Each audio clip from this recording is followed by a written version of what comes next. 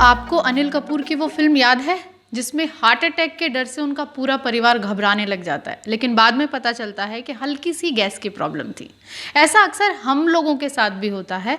हमें लगता है कि सीने में दर्द हो रहा है और हमें हार्ट अटैक आने वाला है, और पता चलता है कि ये छोटी सी और मामूली सी एसिडिटी थी। लेकिन इसे छोटी और मामूली समझना आपके लिए ख़तरनाक हो सकता है। हमारे साथ हैं डॉक्टर प्रखर गुप्ता, और उनसे समझते हैं कि एसिडिटी आखिर है क्या और ये कैसे होती है। Thank you Anita. एसिडिटी एक बहुत ही कॉमन प्रॉब्लम है जो हमारी सोसाइटी में हमको देखने को मिलती है। तो इसकी जो रीज़न है वो ये है कि हमारे सबके स्टमक्स में यूजुअली एसिड की मात्रा बहुत ज़्यादा पाई जाती है जो खाना पचाने के काम में आती है। बट किन्हीं वजहों से जब ये एसिड बहुत ही अधिक मात्रा में प्रोड्यूस होने लगता है, उसकी वजह से पेशेंट्स को बहुत सारे सिम्टम्स आते हैं। ये क्या क्या वजहें हो सकती हैं जिनकी वजह से एसिडिटी होती है? जो बहुत कॉमन एक वजह है हमारी सोसाइटी में वो है इन्फेक्शन। एक इन्फेक्शन होता है by a bacteria called Helicobacter pylori, जो हमको हमारे खाने पीने से या बाहर के गंदे खाने से हम एक्वायर करते हैं, और उसकी वजह से ये प्रॉब्लम कॉमनली देखी जाती है। इसके अलावा और कॉमन कॉजेज़ हैं जैसे कि स्मोकिंग, अल्कोहल कंजम्पशन, या बहुत ज़्यादा स्पाइसी फूड खाना, बहुत ऑयली खाना खाने का प्रयोग करना, या फिर स्ट्रेस। बहुत सारे पेशेंट्स में आपको कोई वजह नहीं मिलेगी, बट उनको इतना ज़्यादा स्ट्रेस होता है जिसकी वजह से उनका स्टमक में ये एसिडिटी की प्रॉब्लम होनी शुरू हो जाती है। तो डॉक्टर, इसके सिम्टम्स क्या हैं? कोई ये कैसे समझे कि उसे इस वक्त एसिडिटी है? एसिडिटी का जो मोस्ट कॉमन सिम्टम है वो है पेट में दर्द होना, और ये दर्द यूजुअली आपके पेट के ऊपर और बीच के हिस्से में होता है, जो एक जलन जैसा महसूस होता है पेशेंट्स को। इसके अलावा बहुत सारे पेशेंट्स को पेट फूला फूला सा लगता है, जैसे ब्लोटिंग। बहुत कुछ पेशेंट्स को उल्टियाँ भी आती हैं, और कुछ पेशेंट्स को इन सर्टेन स्पेसिफिक सर्कमस्टांसेस सीने में जलन भी महसूस होती है। आपने सीने में जलन की बात की, तो ये कहा भी जाता है कि ये कई बार गंभीर परेशानियां आपके सामने लाके खड़ा कर सकती है। ये कितना सीरियस हो सकता है किसी पेशेंट के लिए, गैस इस तरह से एसिडिटी होना जो सीने में जलन दे? सीने में जलन होने का जो स्टमक से रिलेटेड जो इसका रीज़न है वो है गैस्ट्रोइसोफेजियल रिफ्लक्स डिजीज़, जिसको हम शॉर्ट फॉर्म में GERD बोलते हैं। तो बेसिकली क्या है कि जो हम खाना खाते हैं वो ईसोफेगस, यानी इधर एक खाने की एक पाइप होती है जिसके थ्रू होता हुआ स्टमक के अंदर जाता है। जहाँ पे ये ईसोफेगस और स्टमक ज्वाइन होते हैं, वहाँ पे एक वॉल्व जैसा होता है। इस वॉल्व का फंक्शन ये है कि जो स्टमक के अंदर का मटेरियल है, जो भी एसिड है, जो भी खाना है, उसको वो वापस ना आने दे। वो बंद कर देता है।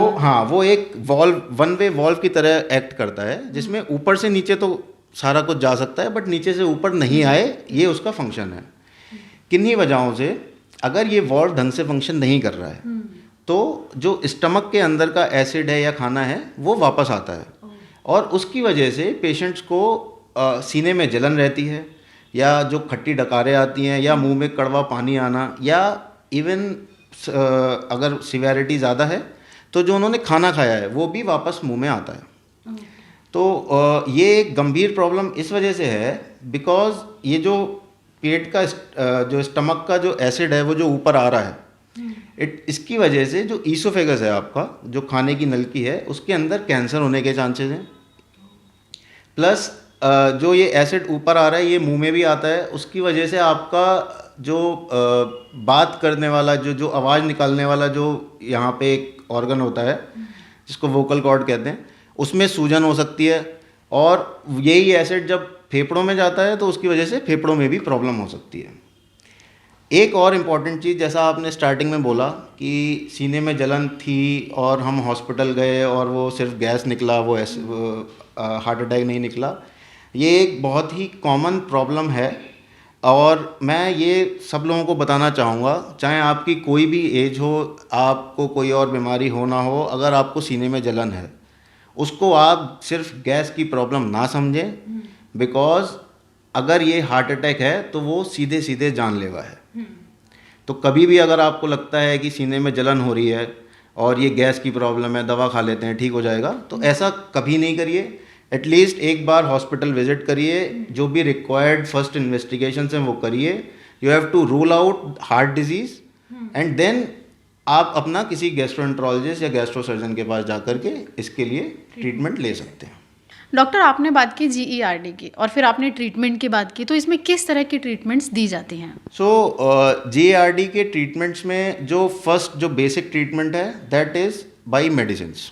तो हम पेशेंट्स को मेडिसिन्स देते हैं जिससे कि उनका पेट के अंदर का जो एसिडिटी है वो थोड़ी सी कम रहे, और कुछ ऐसी दवाइयाँ जिससे कि ये जो ईसोफेगस की मोटिलिटी है वो उसको आगे बढ़ाता रहे और वो रिफ्लक्स ना हो। बट अगर ये प्रॉब्लम बहुत ज़्यादा सीवियर है, जैसे कि अगर किसी पेशेंट को ऑलरेडी ईसोफेगस के अंदर ज़ख्म हो चुके हैं, या फिर उनको एक बहुत बड़ा हाइटस हर्निया है, मतलब कि जो उनका ईसोफेगस और स्टमक का जंक्शन है वो पेट से खिसक के ऊपर चेस्ट में आ चुका है, और तो इन पेशेंट्स को डिपेंडिंग ऑन देयर सिम्टोमेटोलॉजी हमको सर्जरी की भी ज़रूरत पड़ सकती है। और ये सर्जरी एक बहुत ही कॉमन सर्जरी है आजकल, जो दूरबीन द्वारा की जाती है, और इसमें risk is almost minimal, there is not much risk in that. कह सकते हैं कि एसिडिटी या गैस इस हद तक भी बढ़ सकता है कि आपको सर्जरी करानी पड़े इसके लिए? सो इसमें हम एसिडिटी को और GERD को थोड़ा सा अलग अलग रखेंगे। सर्जरी की ज़रूरत उन पेशेंट्स में पड़ती है जिनको GERD यानी कि खाना वापस आने की समस्या बहुत ज़्यादा है, बट प्लेन एसिडिटी यानी कि पेट में जलन होना, पेट फूलना, उन पेशेंट्स को सर्जरी की कोई ज़रूरत नहीं है। तो इस डायग्नोज क्या होगा इसके लिए? अगर किसी भी पेशेंट को पेट से रिलेटेड ये वाली समस्या है कि उनको पेट में जलन रहती है, पेट फूलता है, ब्लोटिंग है, नोजिया है या GERD है, तो उनके लिए जो बेस्ट इन्वेस्टिगेशन है that is an upper GI endoscopy, जिसमें हम एक ट्यूब होता है जिसके एंड पे एक कैमरा होता है, वो हम मुंह से डालते हैं और हम अंदर जा कर के पूरा उनका ईसोफेगस, स्टमक और डोडनम वाला पार्ट देख करके वापस आते हैं। तो इससे हमको पता लगता है कि पेट के अंदर कितने ज़ख्म हैं, कोई अल्सर तो नहीं है, और जो ये अल्सर है कोई ईसोफेगस वाले पार्ट पे तो कोई अल्सर नहीं है, कोई हाइटस हर्निया तो नहीं है, और उसके बाद में we have to treat this patients. Doctor Prakhar, आपने कहा कि GERD से कई दूसरे जोखिम भी हो सकते हैं, जैसे कि कैंसर या लंग्स में इन्फेक्शन होना, तो ये एक बड़ी बीमारी की तरफ आपको लेकर जा सकता है। सेहत से जुड़ी कई और परेशानियां इससे हो सकती हैं। तो एसिडिटी और GERD दोनों में, क्योंकि अगर नॉर्मल एसिडिटी है तो कोई डॉक्टर के पास शायद उतना नहीं जाता है, तो कोई कैसे समझे कि वो GERD की तरफ बढ़ रहा है या उसे GERD है, और जो कि एक गंभीर समस्या हो सकती है, उसके क्या सिम्टम होंगे जो एसिडिटी से अलग होंगे? GERD के जो मेजर सिम्टम्स हैं उनको एक तो सिम्टम है जो पेट में दर्द होना, जो एक बहुत कॉमन सिम्टम है जो हमको एसिडिटी में भी दिखता है। बट जो GERD को एसिडिटी से अलग करता है वो सिम्टम है सीने में जलन होना। आपका जो सीने का ये बीच की जो स्टर्नम बोन है, इसके जस्ट पीछे आपको एक जलन सी महसूस हो। इसके अलावा आपको पेट से आपको ऐसा लगे कि मुंह में कुछ पानी आ रहा है, जो कड़वा पानी हो सकता है, खट्टा पानी हो सकता है, या खट्टी डकारें हो सकती हैं, या even in extremes of cases जो आपने खाना खाया है वो ही वापस आ जाए। इसके अलावा कुछ पेशेंट्स को खाना निगलने में भी प्रॉब्लम होती है। और अब हम और ऑर्गन्स में जो सिम्टम्स आते हैं उनकी बात करें तो पेशेंट्स की जो आवाज़ है वो बदल जाती है, बिकॉज जो पेट का जो एसिड आ रहा है उसकी वजह से आपका जो म्यूकोज़ा है ऊपर का, मुंह के पास का, और ये जो जहाँ से आपकी आवाज़ निकलती है उस एरिया का, उसमें भी चेंजेस आते हैं, जिसकी वजह से पेशेंट्स की आवाज़ बदल जाती है। कुछ पेशेंट्स को जब ये बहुत सीवियर हो जाता है तो लंग के अंदर भी एसिड पहुंचना शुरू हो जाता है, जिसकी वजह से उनको लंग के सिम्टम जैसे कि खांसी होना और इस तरह की चीज़ें भी शुरू हो जाती हैं। तो अगर आपको गैस के साथ, सीने की जलन के साथ ये सिम्टम्स भी दिख रहे हैं तो ये हो सकता है कि GERD की संभावना पूरी हो सकती है इसमें। डॉक्टर प्रखर, अगर आप बहुत ही जल्दी हमारे दर्शकों को ये बता पाएँ कि एसिडिटी के लिए क्या ट्रीटमेंट्स मौजूद हैं? सो एसिडिटी के लिए फर्स्ट ऑफ ऑल आपको डाइट और लाइफस्टाइल में चेंजेस लाने हैं। डाइट में यू हैव टू अवॉइड कि हम जो भी मसाले वाला खाना या बहुत ज़्यादा फ्राइड खाना है ये सब कुछ हम अवॉइड करें। टी और कॉफ़ी का प्रयोग कम से कम करें। इसके अलावा जो लोग स्मोकिंग करते हैं उनको वो एकदम छोड़ देना चाहिए। अल्कोहल बहुत एक्सेसिव में नहीं लें। रात को सोते टाइम टी कॉफ़ी का प्रयोग ना करें। और थोड़ा सा अपना लाइफस्टाइल को एक्टिव बनाएं। अगर आप बहुत सेडेंटरी वर्कर हैं तो at least take 30 to 40 minutes of your time जिसमें आप थोड़ा फिजिकल वर्कआउट करें। इसके अलावा कुछ मेडिसिन्स हैं जो आप अपने डॉक्टर से कंसल्ट करें, वो आपको प्रिस्क्राइब करेंगे।